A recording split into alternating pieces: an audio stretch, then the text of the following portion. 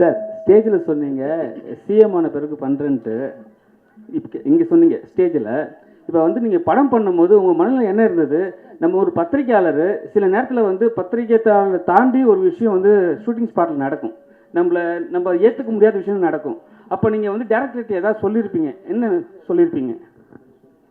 நான் வந்து இந்த படம் வெற்றி பெறணும் அப்படிங்கிறத தவிர வேறு எதுவும் நினைக்கவே இல்லை. 11 படங்கள் நான் பண்ணும்போது ஒவ்வொரு படங்கள்லையுமே ஏதாவது எலிவேட் பண்ண முடியுமா, ஏதாவது சொல்ல முடியுமா அப்படி தான் நான் பார்த்துருக்கேன்.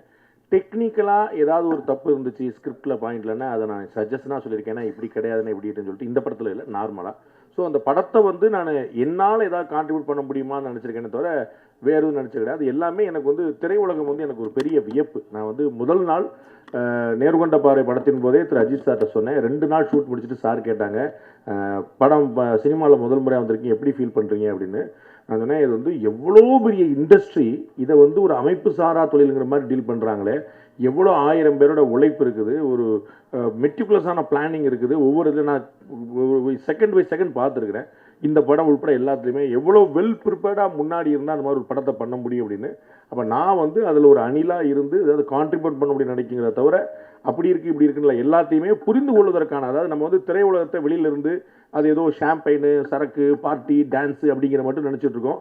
அதுவும் இருக்குது, இல்லைன்னு மறுக்கிறதுல. அதற்கு பின்னாடி வேர்வையும் ரத்தமும் இருக்குது அப்படின்னு நான் புரிஞ்சுக்கிட்டேன். அதனால் நான் வந்து முழுசாக வந்து I am adapting myself to the industry. வேறு நான் வந்து சஜஸ்ட் பண்ணுற அளவுக்கு ஒன்றுமே இல்லை. 20 படம் 22 படம் பண்ணவங்க, தமிழ்நாட்டை கட்டி போட்டவங்கெல்லாம் உட்காந்துருக்கும் போது I am a learner here, just trying to learn that.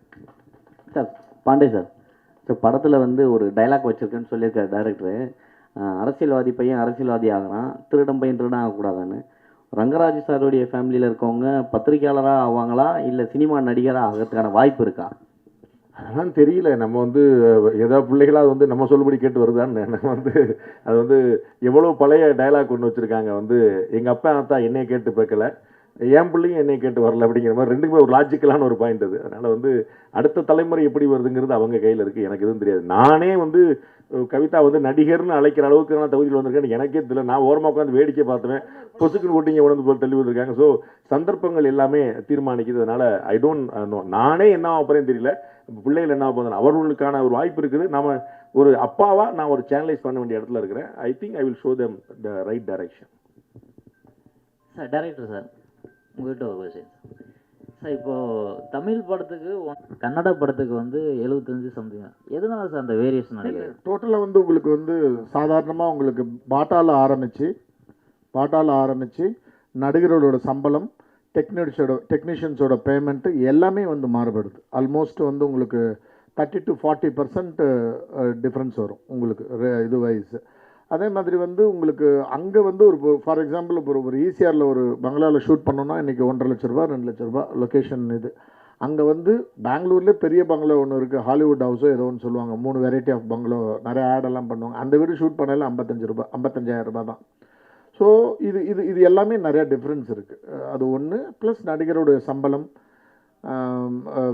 Labour விஷயங்கள் எல்லாமே. இங்கே வந்து ஒரு 1300 ரூபா ஒருத்தவங்களுக்கு ப்ரொடக்ஷன் கொடுக்கணுன்னா அங்கே 920 ரூபா 400 ரூபா டிஃப்ரென்ஸ் இருக்குது.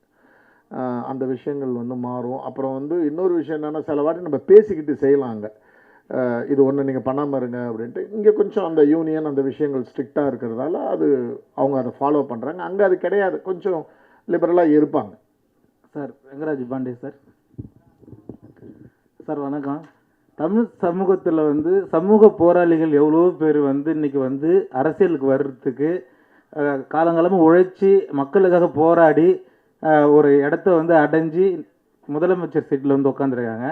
தமிழ் சினிமாவில் நடித்த உடனே நீங்கள் வந்து அரசியல் வந்து முதலமைச்சர் ஆகிடுவான் அப்படின்னு சொல்லியிருக்கீங்க. இது எதுன்னு அடிப்படையில் நீங்கள் அந்த கருத்தை சொன்னீங்க சார்? உங்களுக்கு ஒரு தம்ப்நெயில் கிடைக்கணுமேனு தான், வேறு ஒன்றுமே கிடையாது. அந்த மாதிரிலாம் ஒன்றும் இல்லை.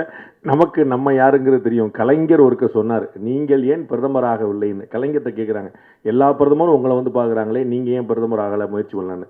அவர் சொல்கிறார், எனக்கு என்னுடைய உயரம் தெரியும்ட்டார். அவ்வளோ பெரிய மனிதனுக்கே தெரியும் போது நம்ம ஒரு பூச்சி சும்மா ஜாலிக்கு பண்ண நீங்களாம் இருக்கீங்கிற ஒரு தைரியம் தான்.